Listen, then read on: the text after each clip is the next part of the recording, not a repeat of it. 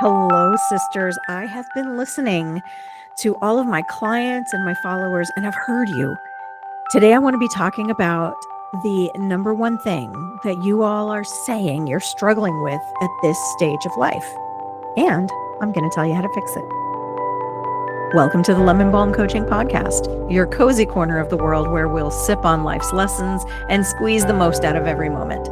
I'm Melissa, your coach, cheerleader, and maybe even a little bit like that mom who always has a warm hug and the best advice waiting for you.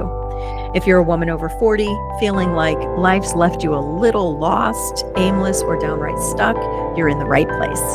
This is where your joy, your freedom, and your purpose come back into focus.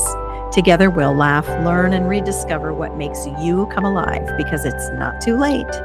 This is your time. So grab a cup of something warm, settle in, and let's start creating the next most beautiful chapter of your life together.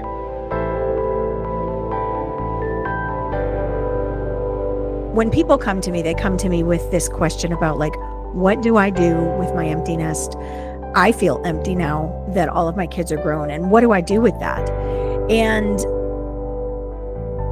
this is actually a question that I keep asking myself, and I've been asking myself this question for several years, what is it that actually makes a family a family? And I think this is a really appropriate question to be asking these days because there are so many different versions of what a family is. And I think, when a lot of people think of family, they just think of a mom, dad, and the children that they bring into the world. But there's more to it than that. And what is it that makes a family? What is it that actually creates the ties that bind us together? It's a good question, a question I think that's worth answering, a question I think that's worth really thinking about, really pondering, because I have 4 kids and I have 5 grandkids. And 2 of my kids are through adoption and 2 of them are by birth. And all of my grandkids come from my adopted children. But it's really interesting because throughout the years, we've never really thought about them as being my adopted children. At least I've never thought that. And I don't think they have either. Whenever people would see us together as a family, when all the kids were living at home, they would be shocked to find out that the older 2 were my adopted children because I treat them no different. I love them no different than the 2 that I gave birth to. So what is it? What is it that makes that possible? What is it that binds us together? What is it that creates that tie? And when we're talking about creating these ties, some of it is choice, right? I choose to love them as much as I love my birth children. But a lot of it has to do with our makeup, how we're designed. It has to do with our brain, and it has to do with chemicals. The chemicals that I'm talking about are dopamine, serotonin, and oxytocin. And all of these are the really feel-good chemicals that your brain releases when you're experiencing positive emotions. So dopamine is often called the happy hormone. It's released when you experience anything that's pleasurable. So it could be good food like chocolate cake, hello, or peanut butter, yes. Or it could be sex. Sex releases dopamine when you have that close intimacy with another person. Or even being praised can release dopamine into your system. So good experiences release the happy hormone.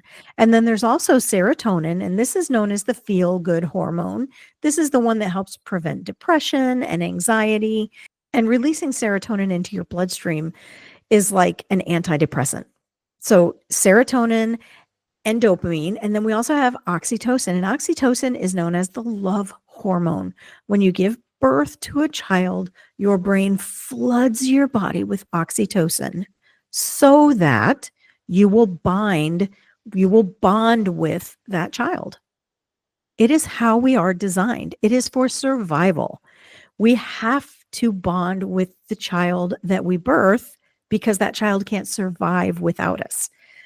So it's important to have all of these chemicals released into your body, and that is what creates those bonds. It's those chemicals being released into your body, creating those bonds. So whether your child is a foster child or an adopted child or a child by birth, all those hormones have a really big part to play. And that's a huge part of what ties us together, what creates those bonds. Because, like, I have friends that I look at as family members and I treat them as family members. They're like family to me. And how is that possible unless there's something that happens more than just giving birth? I don't think giving birth is what creates family, because how many women give up their children for adoption? How many women neglect their children? I mean, there's a lot that creates a family, and it's more than just birth. It's choice, and it's also those chemicals being released into your bloodstream. One of the things that I told my kids when they were younger is that they get to choose. One of their biggest jobs as kids is to watch the adults around them and choose who they want to emulate when they grow up. I told them, you might see something in me that you can't stand, and you think to yourself, I don't want to do that when I grow up. Or you might see something in your dad that you're like, yes, that's what I want to do when I grow up. That's one of the biggest jobs that kids have, is to watch the adults around them and decide, like, who do I want to be when I grow up? But even as an adult, you get to choose. I was working with a client several weeks ago, and she doesn't have that great of a relationship with her mother, like so many of us don't. The mother wound is very, very real. Not everyone has a perfect, beautiful relationship with their mother. And being able to help her see and help her understand that she actually can choose who she allows to speak into her life, that was really huge for her to make that realization. And I think in the church, right, we're told honor your father and your mother. And I think we get that there's different ways to honor. We'll just say it that way. There's different ways to honor, and honor doesn't always equal full access. You don't get to have full access to me just because you gave birth to me. These are really, really heavy concepts that I work on with a lot of my clients, but I just want you to hear this right now. You get to choose. Even as an adult, you get to look at the other adults around you and go, I don't want to be like that. Or, yeah, I want to be like that. You actually get to choose. You get to choose how you experience this life. So just hear that. You get to choose who you allow to mother you. So I'm 55 right now, and I still need a mom. I still need someone to mother me. I still need someone to go to talk to ask questions to, and I get to choose that. My mom's since passed away, but even if she was still here, I don't always have to listen to every single thing that she says and take it on as gospel truth in my life. I get to seek out the people that I want to speak into my life. So you get to choose too. Okay, so we talked about dopamine, serotonin, and oxytocin creating those bonds, right? Helping us to create that family feeling. So what is it then? What is it that makes the nest feel so empty? For some of us, when our kids leave home, it really is heart-wrenching. I have several clients right now that are feeling that emptiness at home, whether all their kids are already gone or if the emptiness is looming ahead. They're feeling it. They're feeling the emptiness inside, depression, and they just don't even know what to do with themselves anymore. So what is it that makes our nest feel so empty? Well, one of the big things that all of those chemicals do, the oxytocin, the dopamine, and the serotonin, one of the things that those chemicals do is they create that family feeling, like we already talked about. What is the family feeling, though? It is love, safety, and belonging. And you have to have love, safety, and belonging in this life to survive. It is how we are designed. I always think back to cavemen when I think about design, right? Because that's early man. We're just now walking the earth. However you believe man got here is irrelevant to me. I believe the scriptures and what the scriptures say about how we got here, but it really doesn't matter what you believe about how we got here. The point is, we are designed very, very simply. Our brain, the survival part of our brain, must have love, safety, and belonging. It must have those three things to survive. So think about cavemen. They had to have safety. Safety comes in numbers. Safety also comes inside the cave. The moment they step out of the cave, they're not safe, right? They could die at any moment. But inside the cave, they had safety. They had belonging with other cavemen.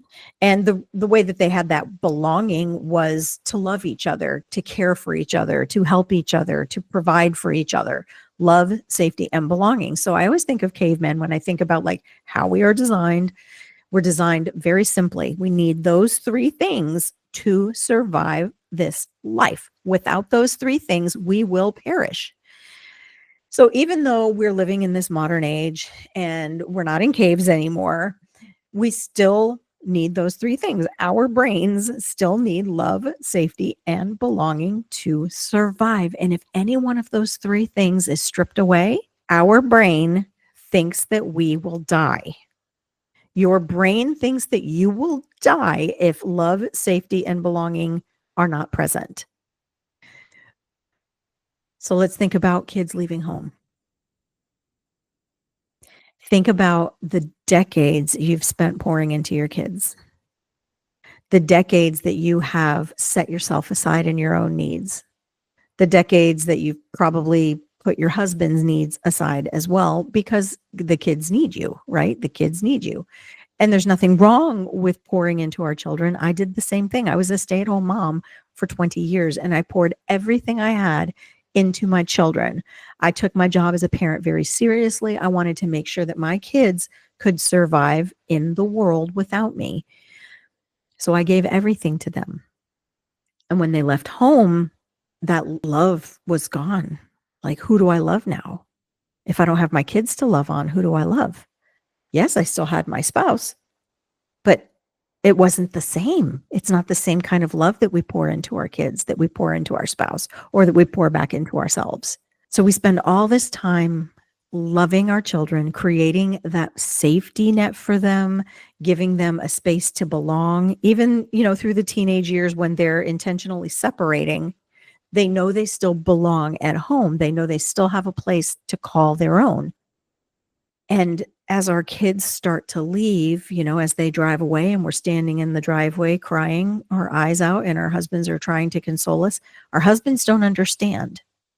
In general, they don't get it because they haven't done what we've done. We've spent all of our energy pouring into those children, pouring into our kids.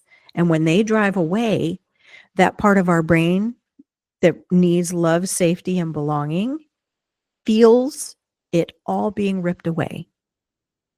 And it believes that it will die. Consciously, we know that's not the case. Consciously, we know we're not going to die just because our kids drive away. But because of how our brain is designed, our brain believes death is imminent. Without that love, safety, and belonging that we have spent decades fostering, it believes we're going to die. And we're just standing there waving our kids goodbye. And we know that they're leaving. We know that it's good for them. We know it's the natural next step. But that part of our brain is freaking out. So that's what makes our nest feel so empty. It's that our brain believes we're going to die without our kids being at home. Consciously, we understand it's the next step. We've prepared them for this. But that part of ourselves, that part of our brain doesn't understand. It can't understand because its whole purpose is to keep us safe. Its whole purpose is to keep us alive. And when love, safety, and belonging are driving away, it feels like it's going to die. And like I said, our husbands don't really get it. They can't console us because it's not a conscious thought. It's not a conscious process. It's all part of that survival brain. It's underneath the surface. And most of the time, we don't even know what's going on. We just know that we're falling apart, right? So how can you fix it? What can you do to make that empty nest not feel so empty? There's a word. It's one word. I'm going to tell you the one word. It's intention. The word is intention. That is how you can make your empty nest not feel so empty, is with intention. So wherever you are on the spectrum of life, whether your kids are still at home, maybe older, preparing to leave, go off to college, go off into the world, whatever it is that they're going to do, or your kids are already gone, regardless of what stage you're in, with intention, you can make this better. With intention, you can make your empty nest not feel so empty. But what are you going to be intentional about? Is it just a thought process? Are you manifesting something? Like, what are you doing? You're connecting. Through intentional connection, you can help that emptiness not feel so empty. You can create love, safety, and belonging elsewhere in your life. You can create it with friends. You can create it with your spouse. Now, if your kids are still home, start now. Don't wait until your kids leave to do this. Start now. If they've already gone, start now. It's not too late. I want to share with you something that my Aunt Kathy said. I hope everybody in the world has an Aunt Kathy, because my Aunt Kathy is really amazing. She was an air hostess back in the 60s, and she stayed doing that throughout her life, all the way up to retirement. She chose to not have any kids, but instead to pour into her nieces and nephews, which, I mean, we're all just so grateful for. Everybody should have an Aunt Kathy in their lives. But one of the things that Aunt Kathy said to me, and this was before I ever got married, it was before I had kids, way before my nest was empty. And I don't even know if she realizes the impact that this had on me.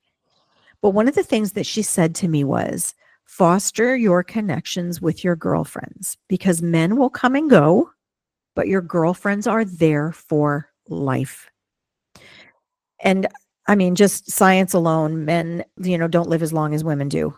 So if you are married to a man, more than likely he's going to pass away before you, and you're going to be left again without love, safety, and belonging. So foster your connection with your girlfriends, because girlfriends are there for life. And I have to tell you, I've seen this for her. I've seen this in her life. She is in her 80s right now. Her husband has passed away several years ago, and her friends sustain her. Her friends give her that love, safety, and belonging. She has friends that will drive hours and hours and hours to see her. She has friends that she goes out with every night of the week and just enjoys their presence. Create connections outside of your kids. And I know this is not easy. I don't know if I could have done it. I was so involved in my kids' lives. I call it my mom bubble. I was in my mom bubble for over 20 years, and everything I did was for my kids. Start now fostering those connections with your girlfriends. Create that love, safety, and belonging outside of your kids.